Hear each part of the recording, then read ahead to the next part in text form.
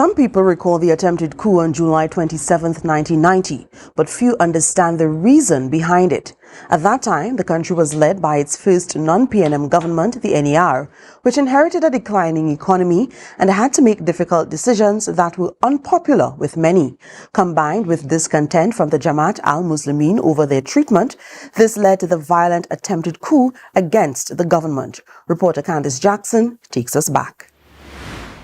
The thing about Trinidad and Tobago, right, is, and I keep saying it, we have no regard for our history. True. And there is a saying, if you don't know your history, you are doomed to repeat it. These are the words of Alice Robinson, nephew of former President and Prime Minister Otto Napoleon Raymond Robinson. In 1990, Tobago-born Robinson was leading a country which was in economic turmoil. At the end of the day, it was not the blame, it was not the fault of the government. They came and met a certain scenario. Oil prices were declining while oil production was low. Unemployment was averaging 22%. The cost of living increased. Harsh measures were taken. Robinson introduced value-added tax to generate revenue and presided over spending cuts across the country.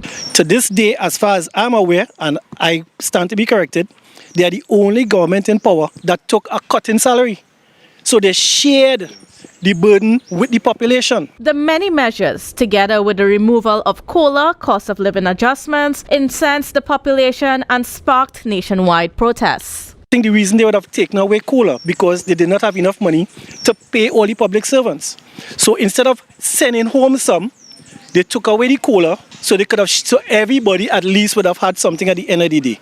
These reasons were not effectively communicated to the public. Meanwhile, radical Islamic group Jamaat al-Muslimeen clashed with the government over their compound on Mukurapa Road. Amid growing unrest, Jamaat leader Yassim al-Bubakar orchestrated an attack, sending a suicide bomber into the police headquarters and storming the Red House during a session. MP Joseph Tony was speaking when armed assailants began beating and taking hostages among the parliamentarians and civilians. They also attacked TTT and broadcasted claims of the government's overthrow. Despite being beaten and threatened, Robinson defiantly shouted, "Attack with full force," before being shot in the leg. The hostage situation lasted 6 days until the Jamaat al-Muslimeen surrendered after an amnesty was offered. In the end, over 30 people lost their lives, including MP Leo Devines. Many others were injured and remained traumatized. Port of Spain was looted and burned, causing millions in losses. The government of Trinidad and Tobago was not overthrown, but the possibility of future attempts remains.